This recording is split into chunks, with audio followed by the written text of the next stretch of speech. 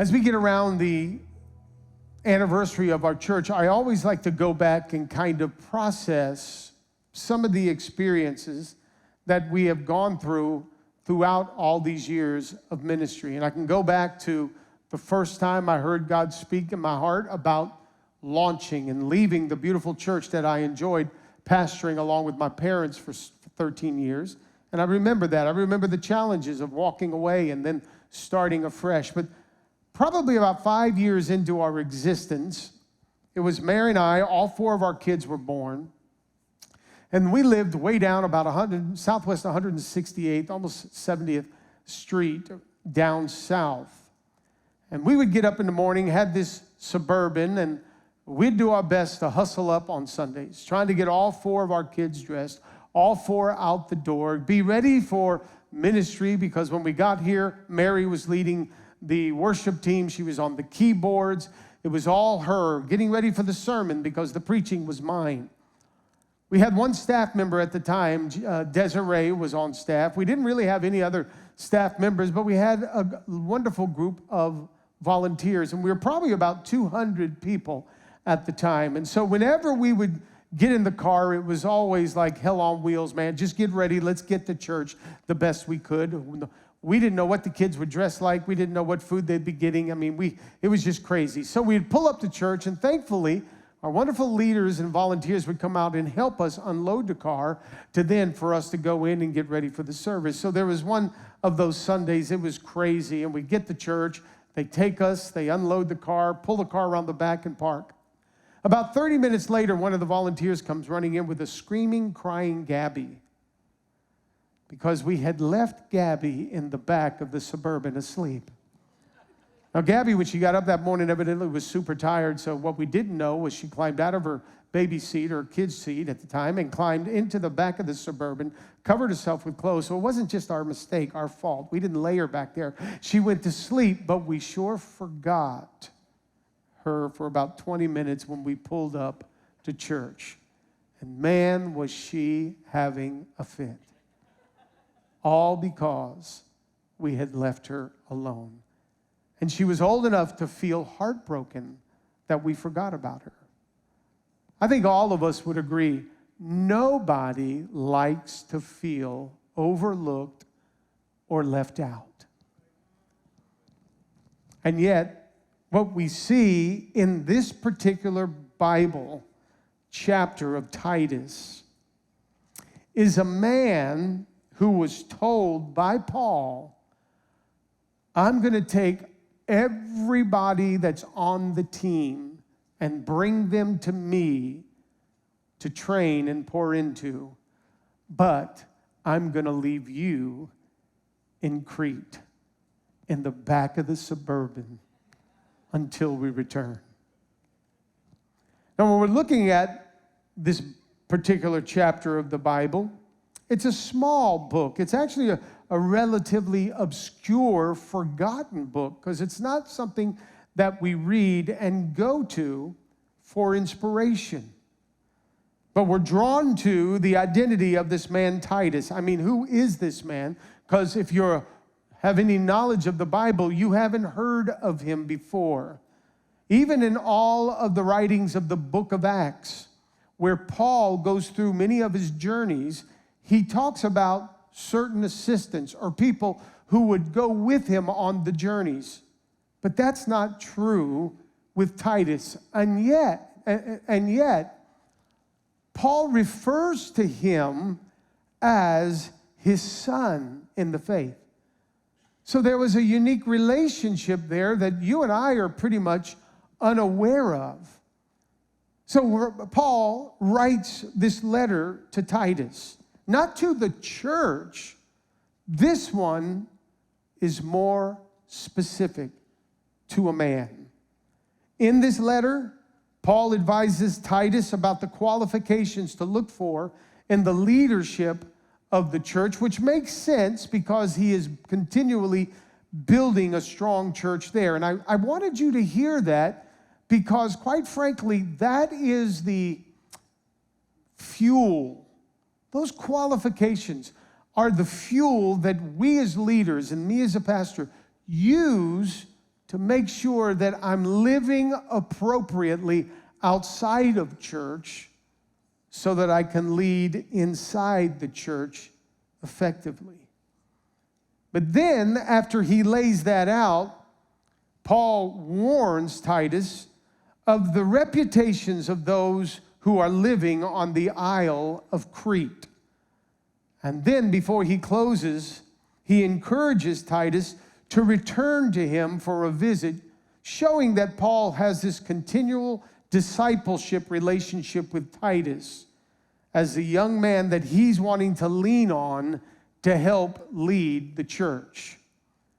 Now, we know all of that, but we don't necessarily know why Paul comes out blazing about the Cretans. We don't necessarily know why Paul is even having to write this book to Titus.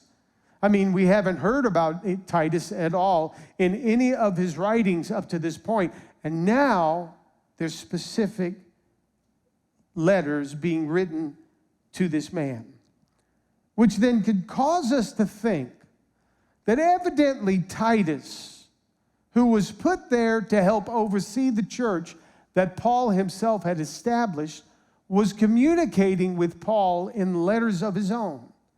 And maybe in those communications, he was starting to complain about the pressure and the stress and the burdens of trying to build a church in Crete. So there was this mentorship going on, and Titus is saying, hey, this is tough here. I don't know if I can handle this. It's kind of like the relationship my son and I have, but in the natural. Not that he's ever said to me, Dad, this is too tough. I think I'm ready to quit, like seemingly Titus was. But it's a wonderful relationship to be able to have your own son in the faith. And even over the years, the wonderful relationship that I've been able to enjoy with other members of our staff. But just yesterday, Chris and I were together. And the girls, Mary and Rochelle, were getting some things done. And so we were having breakfast together, and he had Marino there. It was really nice. We sat down, and actually right across from us was the owner of Mia Shoes, who allows us to park in his parking lot on Sundays. And so we struck up a conversation with Richard, and we had a great time there. But he and I were talking, and you know, when you're trying to do things and we're trying to get better and we're trying to get bigger, you got a new baby involved in your whole new season of life. We're talking about some of the frustrations that he is dealing with. And I listened to him for a minute, and I said, you know, Chris, you might as well get used to frustration. Because between your 30s and your 40s, you're constantly frustrated with the lack of growth and performance that you really expect. How many know what I'm talking about? I mean, you might as well just get accustomed to being frustrated while you're trying to build your life at such an early season. And that's okay. Let's take the pressure off for a minute. You're not going to always do things right. And you're not going to always be surrounded by the right people. You see, sometimes God is calling you to the Cretes of life. And maybe you, just like Titus, just maybe, you want out. You're ready to quit. Let me ask you a couple of questions here. What do you do when things seem so bad in your life that all you can think about is hitting the road? Let me ask you this. What do you do when you're believing for the blessing or miracle of increase and it seems like God has forgotten about you? I mean, other people are prospering, other people are growing, other people are increasing, but not you. What do we do as a church when we look around at the corrupt world? We see how secular and how vile things are and how it's trying to be forced down our throat. And yet we just don't see God coming through for us like we expect. Here's the first thing that hits my spirit when I personally read this book of Titus. Comes down to this. It's not always about getting delivered from things. Sometimes it's about being delivered through things. Big difference. Getting delivered from things means all of a sudden God shows up and boom, the issue's resolved. But being delivered through things, that's a tough one. Because now you're having to walk through the valley of the shadow of death. And when you're tempted to fear evil, all you can do is cry out to God. See, this verse, the reason I left you in Crete, though it doesn't sit well with us, because like Gabby, we feel as though we have been forgotten, maybe even insignificant, sitting in the back of that Suburban. None of us like the feeling of being left out of anything. And this is trying to teach us a lesson. I mean, some of us have FOMO in life. Man, our daughter Stephanie, she is like the queen of FOMO. Fear of missing out. You just want to be in the flow. You want to be there. I said to her just this morning, because I said it to Mary, and if I say it to Mary, I better tell Stephanie, because I said it about Stephanie, and I didn't want to gossip about my daughter, so I had to say it to Steph. I said, Steph, I don't know what's going on with this pregnancy, but you've got all the Italian hormones raging. The sweet little boy, the little girl that she had, where she had all the female, I don't know, Alessi, or maybe it was the Frederick, Mary's side of the family, the Arnold, the Stalling side. That was the sweet Stephanie. She was precious. But this boy, he's bringing out something we haven't seen in Stephanie in a while. All that to say that FOMO kicks in. Oh, be careful, Chris, Moina. It's tough. She wants to be everywhere with everybody at the same time. She doesn't want to be left out. Maybe that's you. Maybe you don't want to be left out of the blessings. And yet God says, stay right there. You know, I learned something about life, and this may not connect with you too much, but you know, you don't have an option or a choice. You really can't choose marriage. You can't. I mean, you don't wake up at 19 and say, okay, by 20 I'm going to be married, and you just go out there and you said, that's the person for me. And then you go up to that person, you said, hey man, my name is Steve and we're going to get married. Most of the time they look at you and think, you're a whack, you're weird, I'm reporting you to HR, stay out of my world. It's not as though you get a choice. Some of you have been out there looking and you're like, wow, I would have chosen that one. Oh, someone else chose him. And you missed out on it. You don't get a choice when it comes to getting married. Can I tell you, though? You do get a choice when it comes to divorce. And sometimes when we're going through things and we don't feel like we get the answer that we're looking for, it's easy for us to want to throw up our hands and quit. 26 years of leading Metro has taught me that deliverance doesn't always look like we think it should look. So let's process this book a bit more. When you listen to what Paul is saying, notice what he doesn't do. He doesn't deny the reality of how bad Crete is for Titus. I mean, he's letting us know it's a bad situation, as if everything he says about the situation is true. It's bad. It's so bad, in fact, that Paul aligns himself with one of the Cretians' own philosophers who said Cretians are always liars, evil beasts, lazy gluttons. Doesn't it sound like America today? I mean, you can't, who in the world's speaking truth these days? It just depends on what news channel you choose to listen to or what social media influence you choose to follow. Who's speaking truth?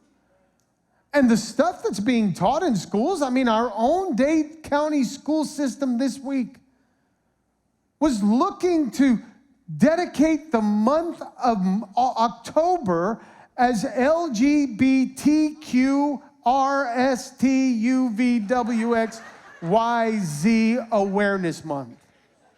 Like June, Pride Month is not enough. Now they want to bring this all to the attention of our children in school. That stuff just is evil. And lazy gluttons? Who wants to work these days? I'm at the store the other day, and I had to go to the bathroom, and I walk in, and there's a guy on the John inside the stall, and I go in, I do my business, I come back out, I can hear that he's on the phone, and I come back out, and I thought, you know what? I'm just going to wait right here.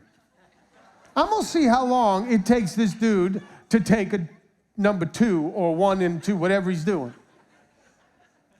15 minutes later, the guy comes out, and he's an employee. Who wants to work these days? Crete sounds a little like America. Because the reality is, we all live in a Crete of some kind or another. It's a mess, a bad situation, and it may even be worse than you think and say it is. You know, some of the people that come and talk to Mary and I about some of their issues, we know they're not really telling us all the issues. And we already think it's pretty bad. There was a person not too long ago that said, please, can you reach out to my spouse? Things are not going well. They want a divorce.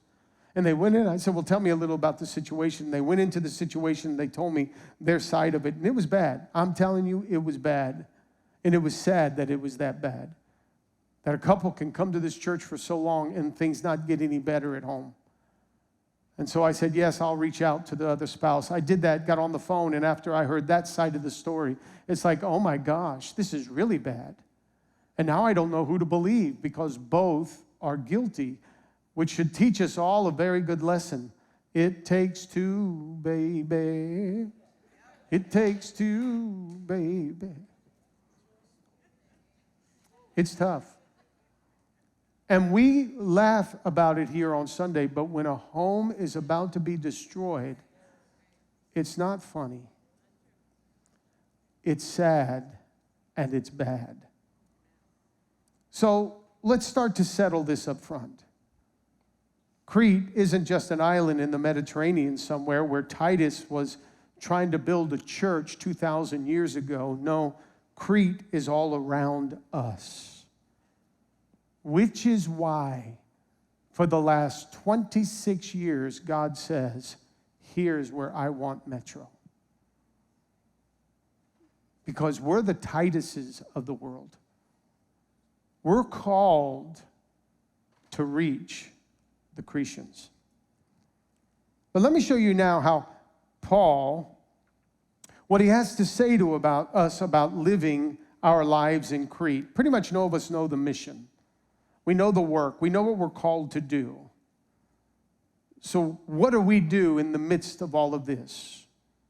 Do we get in there and fight with the Cretians? Do we get in there and take sides with the media? Do we get behind this person or that person? Do we sit there and call it all out? What do we do? Well, here's what I want to teach you. In the middle of Crete, the first thing Crete wants to teach us, and I know it's not going to be real deep spiritually, but you got to get this. It's about happiness in life. Now, when I talk about happiness, I'm talking about this fulfillment that comes to us when we call ourselves a Christian. We're following the principles of God's word, and we lay our head down on the pillow at night, and we feel this blessing of God upon our life.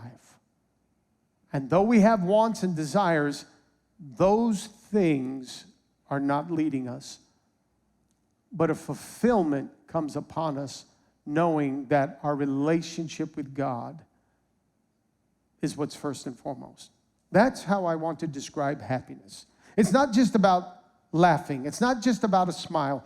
It is about this happiness. And the lesson that Crete teaches us about happiness is that happiness is experienced in life because we create it. That's it. We create it. We're responsible for that happiness. Now, it's not guaranteed or given simply because living life as life itself will produce it. No. It's created from the raw materials of our life with the creative power of the Holy Spirit, because happiness is not something that you find. Happiness is created. So do me a favor, just look at the person next to you. Look at the person next to you, okay? Just look at them. I mean, really look at them, all right? And do this. Say something to them. Tell them you look good. You smell good. I mean, tell them, come on, say something to them and see if they smile, all right? Now, here's the beautiful thing. You know what you just did is you contributed to a person's happiness. But let me ask you this. What happens when there's nobody to contribute to your happiness? Do you still smile? Do you still come to church and look at others and say, man, it's great to see you today, and have that joy of the Lord, which is your strength? Do you have that, or do you constantly need someone else to contribute so that you are happiness? Because happiness is not something you find. Happiness is created. And the materials to get that kind of happiness, quite frankly, guys, it's created in the cretes of our life. It's created while we are right in the middle of some of the hardest, most challenging moments that we'll ever face. Because if you can find happiness in the midst of that, you're happy. When that deal that didn't go through doesn't rob you of your joy, you're pretty happy. When that raise you thought was coming didn't come and you're still happy, hey, you're happy. When that relationship that you thought was going to be your all of a sudden is all gone and you still got your joy, you're happy.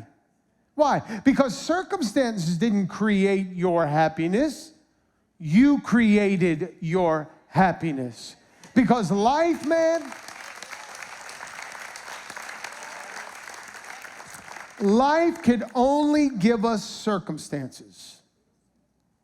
And some people with those circumstances will turn around and use them with the help of the Spirit to make happiness, while others refuse this work of the Spirit in their life, and they're going to walk out experiencing misery in all of their environments. We all know people who we've tried to help and we've tried to encourage, but they simply could not allow themselves to be happy where they were.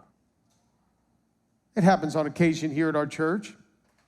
We'll get people move into Miami, and they'll come to church, and once we get to know them a little bit, they'll say things like, you know what, listen, this Miami, I just don't get it. I just don't get it. I mean, for one thing, I can hardly speak the language. Back home, oh, everybody got along. Back home, it was great. Back home, I'll talk about back home. They compare the traffic of Miami to the traffic back home. It's like, oh my gosh, you can't go anywhere in Miami without spending 15, 20 minutes, 30 minutes in traffic. And everybody's mad all the time. They're always like, it's a tripwire. They're always ready to flip you off. And back home, no, everybody's so polite. It's almost to the point where some of these people you want to say, go back home. But it's so sad that they're so sad that you don't want to say that until they go back home. And some of those people who complained about how bad it was in Miami go back home only to reach back out when we see them or talk to them and tell us, oh my God, I wish we were back in Miami. They're teaching us a real big lesson here. And that is that Crete is not a geographical location. It's a state of being. Because everywhere in this unredeemed fallen world is Crete. But out of this world, we have the opportunity of watching God build a life of happiness and peace and something successful and positive. Because that right there doesn't come from our circumstances, but something that comes from the Creator of all things, which is God. And that is going to require our participation, to be sure. But make no mistakes, God is the creator of happiness in every crete of life. And we could say amen to that.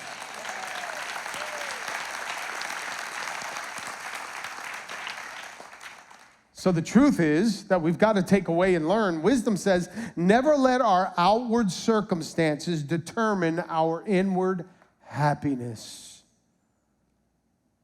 But sometimes God will put us in a particularly difficult position because He knows that's where we are most needed. We, as a believer. You see, He'll put the Christian in Crete because He knows Crete needs the Christian. He's put Metro here in Miami because Miami needs Metro.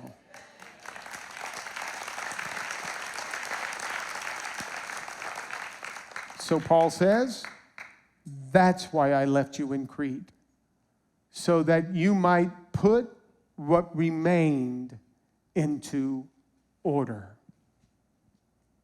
That's our assignment. It's not an easy assignment, but we've been doing pretty good for 26 years.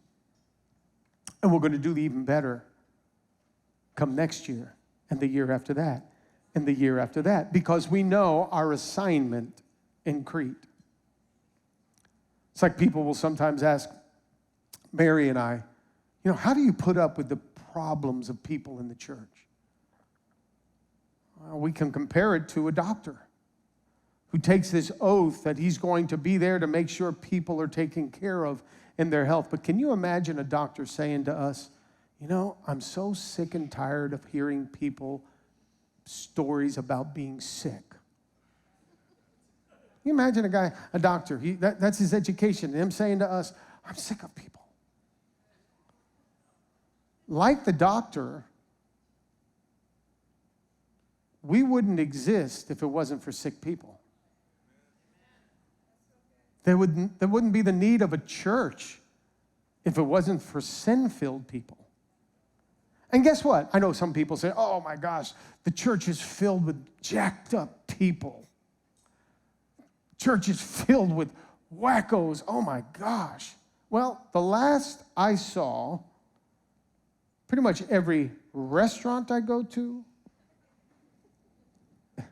every store I go to, every hotel, we're living in a hotel, every hotel I go to is filled with some jacked up people.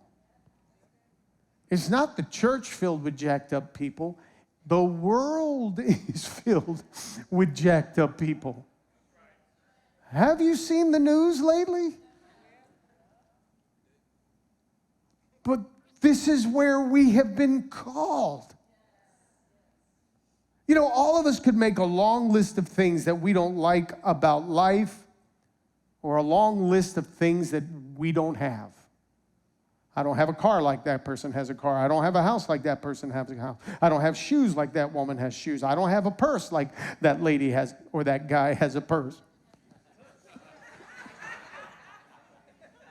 We could all make a list of things that we say we don't have.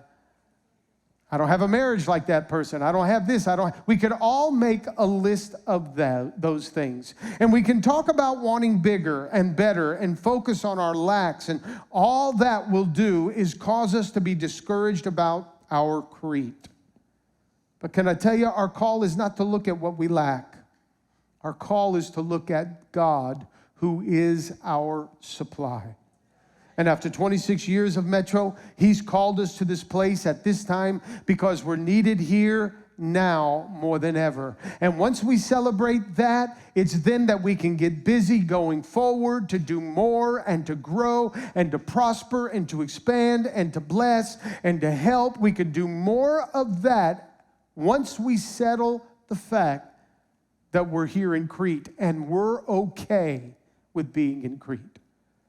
But it'll never happen if we quit or become discouraged and become negative as we are in Crete because God needs us here. And church, I'm good with that. Sure, we want bigger. Excuse me. I want bigger. Sure. I want better. Sure. We want nicer facilities. Yes. Would love a church building like we have in Dayland that's on a main road that looks like a church. Big cross.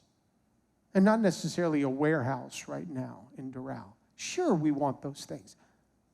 But those are on a list that lays out before God in prayer. They're not where I focus all my attention because I don't have them. They are on requests that I'm able to bring to the Lord. But before I even bring up any one of those requests, I'm saying, thank you, Lord, for your goodness. Thank you for your faithfulness. Thank you that you provided for us every step of the way. So the first thing Crete teaches us about is our happiness. The second thing that Crete teaches us about is the strength of our faith. You see, Crete is the ultimate refiner of our faith.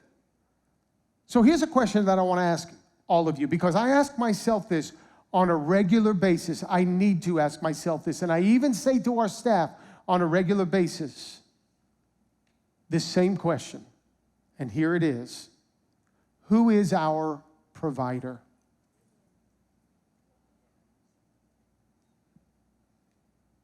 Is it on our spouse to make us happy? Mary can't handle that.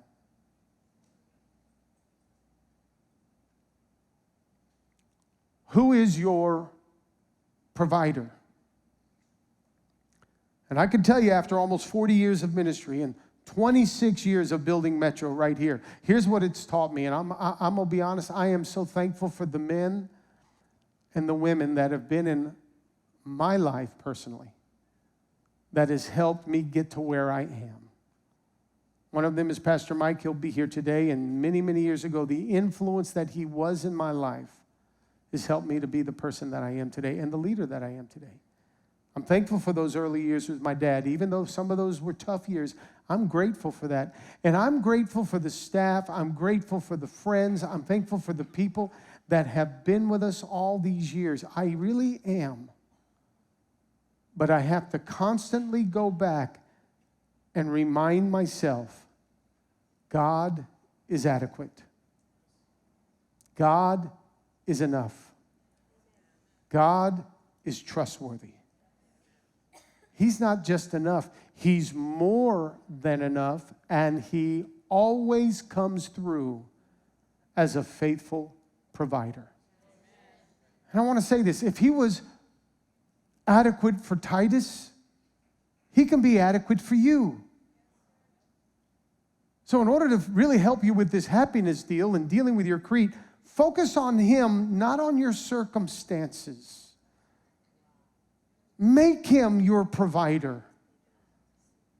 But I know in the real world that is sometimes easy to forget. So guess what God does? He sharpens us by leaving us in Crete. He says, yeah, it's easy to get you out of Crete. It's harder to keep you there. Because if you're so quick to want to get out of Crete, maybe Crete is in you. Because Cretans, they don't understand the value of covenant. Cretans don't even understand the value of other people. It's just about them. It's about their feelings. And we got it. How are we not like that in this world of ours where everything is just us, me? How can I do better? How can I be stronger? How can I run faster? I mean, it's part of the game. It's part of the competition. And we're being flooded with all of that. And there's nothing wrong with wanting to run faster and be stronger and be bigger and be the best. There's nothing wrong with that as long as those things right there don't define who you are as a person, because they'll never be able to provide what you ultimately are wanting. It's Abraham Lincoln. He was the 16th president of the United States. And he had a quote that many times we will use as an analogy before we prepare ourselves for a task to be done. But he says this, if I had 6 hours to cut down a tree, I would spend the first 4 hours sharpening the axe. Now, let's just take this from this perspective for a minute. If as an adult, if I want to be a real success in life, I could break down, let's say, 60 years. And let's say I start, I know this is crazy, maybe it's better to break it down to when I'm 15. I'm in high school. Here's what I got. I've got 20 years, and I'm going to be what? If I'm at 15, I'm going to be 35. Then that's 20. And then if I'm going to be from 35, 45, 55, I'm going to be at 55. That's the first 40 years of my life. So take his comparison. If I had 6 hours to cut down a tree, I would spend the first 4 hours sharpening the axe. For 40 years of your life, here's what you're committed to. Getting sharp. Because somewhere, when you get to 65, you're hoping to be so sharp that you're no longer making mistakes like you made when you were younger, and now you can help a younger generation get better and better and better. But nobody wants to go through the sharpening process. I know this much. I've learned 2 ways in my life. I learn in the classroom, or I learn in the principal's office. And sadly, most of my lessons were learned in the principal's office. But that's not bad. It just meant that I was being sharpened. And when it comes to our life, we need Crete to sharpen us. Makes us stronger in our faith. It doesn't just to apply to how we prepare ourselves for a task. I think that phrase applies to us building our faith. Ephesians 2:10 says, for we are God's workmanship, created in Christ Jesus to do good works, which God has prepared in advance for us to do. Think of that. We are his handiwork, his workmanship. For what? To do good works. Crete helps prepare us for this. Listen to this. I read this the other day, and I thought it was perfect for this message. It says there was this unique experiment back in the early 1900s where for 2 years, scientists sequestered themselves in an artificial environment called Biosphere 2 in Tucson, Arizona. Inside their self-sustaining community, the Biospherians created a number of mini environments, including a desert, rainforest, even an ocean. Nearly every weather condition could be simulated except one: wind. Over time, the effects of their windless environment became apparent. A number of acacia trees just simply bent over and even snapped. Because without the stress of wind to strengthen the wood, the trunks grew weak and could not hold up under their own weight. You see, wind and opposition and Crete is good for us. It truly does make us stronger. So let me close. We all know it's pretty easy to walk in the Spirit if we are in church all day, every day. It's easy to live the Christian life if we are around like-minded people constantly, 24/7. I mean, face it, if we lived in a monastery cut off from the influences of this evil world, it'd be easy to shine. But that is not where we live as a people or even as a church. If all was happiness and bliss, we wouldn't be much, especially when the winds of life blow our way. In reality, it's not a question of if we're going to have to be a light in this dark South Florida community. It's when. And when is every day. We have to be a light because we live in Crete. And we are called to be the light to this very dark city of ours. So on our 26th anniversary, let me encourage us as a church. Let's keep shining brighter. Let's let our influence be even bigger. Because there are more lives on the road to hell that need to be rescued and put on the road to heaven. And because of that, I want to say to you, church, happy anniversary. Our best is yet to come. Bless you in Jesus' name. Hey there, if you enjoyed this video from Metro Life, then we have more content for you to enjoy. We've got music, podcasts, sermons, and messages from our team. We believe that relationship matters, and getting to know one another is a key part of those relationships. So get to know us by looking around this channel. Like, comment, and subscribe, and we look forward to meeting you soon.